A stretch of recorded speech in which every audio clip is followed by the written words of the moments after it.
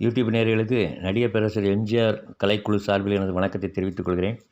இன்றைய தினம் நாம் காணப்போவது மக்கள் திலகத்தை வைத்து ஒரே ஒரு படத்தை மட்டும் இயக்கிய ஸ்ரீ ராமுலு நாயுடுவின் பச்சிராஜா ஸ்டுடியோஸ் தயாரித்த மலைக்கல்லனை பற்றி தான். 1954 ஜூலை 22 வெளியான மலைக்கல்லன் ஒரு மகத்தான சாதனை செய்தது. பச்சிராஜா ஸ்டுடியோஸ் 1945 1945 தொடங்கிட்டாங்க. பவளக்கொடின்னு ஒரு படம் எடுத்தாங்க. நல்ல ஓட்டம். ஏழைப்படும்பாடு, அதுவும் சூப்பர் ஹிட்டான படம் ஏழைப்படும்பாடு.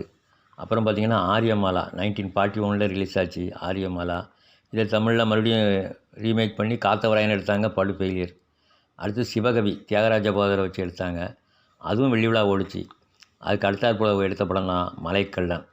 மலைக்கல்லன் 1954 ஜூலை 22 வெளியான படம். அடுத்தது 1959 ஆகஸ்ட் 21 வந்த மரகதம். இது கருங்குயில் குன்றத்தின் கொலை வழக்குங்கிற ஒரு நாவல் அடிப்படையாக எடுத்தது. இது படம் ஃபெயிலியர் ஆகிட்டு. அடுத்தது கல்யாணியின் கணவன் 1963 வந்துச்சு. கல்யாணியின் கணவன் இந்த படம் சிவாஜி சரோஜாவி நடித்த படம். இந்த படத்தோடு அவங்க படம் எடுக்கிறதே நிப்பாட்டிட்டாங்கன்னா பார்த்துக்கங்களேன். மலைக்கல்லன் நாமக்கல் கவிஞர் ராமலிங்கம் பிள்ளை அவர் எழுதின நாவலை அடிப்படையாக கொண்டு தயாரிக்கப்பட்ட படம் தான் மலைக்கல்லன். இந்த படத்துக்கு வசனம் எழுத கருணாநிதியை கூப்பிட்டு வசனம் எழுத சொன்னாங்க. ஆனால் இவர் நாமக்கல் ராமலிங்கம் பிள்ளை காங்கிரஸ்காரர். அவர் படத்துக்கு நான் எப்படி எழுதுவேன் அப்படின்னு சொல்லிட்டு அவர் கொஞ்சம் யோசித்தார். பட்டு எம்ஜிஆர் சொன்னதுனால சம்மதிச்சார். இந்த படத்தில் எம்ஜிஆர், பானுமதி, எம்ஜி சக்கரபாணி ஆகியோர் நடிச்சிருந்தாங்க. படத்தில் காமெடி மிகவும் அருமையாக அமைஞ்சிருந்துச்சு. இந்த படத்தில் காமெடி ரொம்ப நல்லாயிருக்கும். அவர் ஒரு இன்ஸ்பெக்டராக வருவார், எம்ஜி சக்கரபாணி. நல்ல குடும்பஸ்தானாக நல்லாயிருக்கும் இந்த காமெடி. அப்புறம் பார்த்திங்கன்னா நம்ம இது பானுமதி மற்ற எல்லாம் நடிச்சிருப்பாங்க. இந்த படத்தில் இந்த பாடல், அது என்ன பாடல், எத்தனை காலம்தான் ஏமாற்றுவா. இது டிஎம்எஸ் எம்ஜிஆருக்கு முதல்ல பாடின பாட்டு. இந்த பாட்டு இன்றைக்கு வரைக்கும் அது ஃபேமஸ் தான். அந்த பாட்டு மலைக்கல்லனில் அந்த பாட்டு இன்றைக்கு வரைக்கும் எத்தனை காலம்தான் அரசியல் மாற்றத்தை உண்டாக்குன அந்த பாட்டு. வசூலில் ஒரு பெரிய ரெக்கார்டை பண்ணிச்சு. மதுரை தங்கம் தேட்டரில் 108 நாள் ஓடி 2,28,000 வசூலாக பெற்றது. அதுக்கப்புறம் அந்த தேட்டரில் 3 சிவாஜிலேருந்து படத்தை ஓட்டிருக்காங்க 100 நாள். வசூலை பாருங்கள். பராசக்தி 1,63,000. அப்புறம் பராசக்திக்கு அடுத்த படம் அது என்ன விளக்கு, பச்சை விளக்கு இல்லை, படிக்காத மேதை 2,21,000. அதுக்கப்புறம் இதுவும் ஒரிஜினல் வசூல்னு சொல்ல முடியாது, அவங்களா தயார் பண்ண வசூல் தான். கர்ணன் 1,98,000.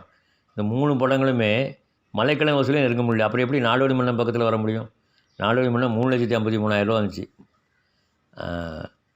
ஆக இந்த படம் 7 மொழிகளில் தயாரித்தாங்க. இந்த படம் பல மொழிகளில். அதில் தமிழில் முதல்ல வெள்ளிப்பதக்கம், ஜனாதிபதியின் வெள்ளிப்பதக்கம் பெற்ற படம் மலைக்கல்லன். இது எத்தனையோ படங்களில் முதல்ல பெற்றது அதான். அதே மாதிரி முதல்ல பாரத் அவார்டு வாங்கினதும் எம்ஜிஆர் தான், மக்கள் திலகம் தான். நெல்லை ரத்னா 106 நாள் ஓடி 1,20,316 27 பைசா வசூலாக பெற்றது. 7 மொழிகளில் எல்லா மொழி அதில் தமிழ் மொழி தான் தங்கத்தில் வைரம் மாதிரி, நெத்தியில் வச்ச வைரம் மாதிரி மின்னுச்சு அந்த படம். தமிழில் மட்டும் அது 90 லட்ச ரூபா வசூலாக சாதனை பண்ணிச்சு, வசூல் சாதனை.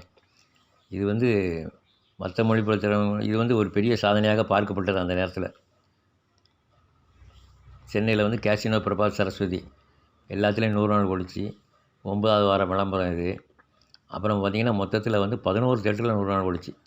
சென்னை கேசினோ, பிரபாத் சரஸ்வதி, மதுரை தங்கம், திருச்சி வெலிங்டன், சேலம் ஓரியண்டல், கோவை கர்நாடிக், நெல்லை ரத்னா, வேலூர் தினகரன், இலங்கை சென்ட்ரல், பெங்களூர் லட்சுமி ஆகிய 11 தேட்டர். இல்லை கோவை கர்நாடிக் 140 நாள் ஓடிச்சு. அப்புறம் சேலம் ஓரியண்டலில் 126 நாள், சேலம் ஓரியண்டலில். அப்புறம் திருச்சி வெலிங்டன்லேயும் 133 நாள். வேலூர் தினகரனில் 100 நாள் ஓடிச்சு. அப்புறம் பார்த்திங்கன்னா சாதாரண ஊரான அந்த தஞ்சாவூரில் கூட அந்த நேரத்தில் 97 நாள் ஓடிச்சு. 3 நாள் ஓடிந்தால் 100 நாள் ஓடியிருக்கும். இலங்கை சென்ட்ரலில் 100 நாள் தாண்டிச்சு.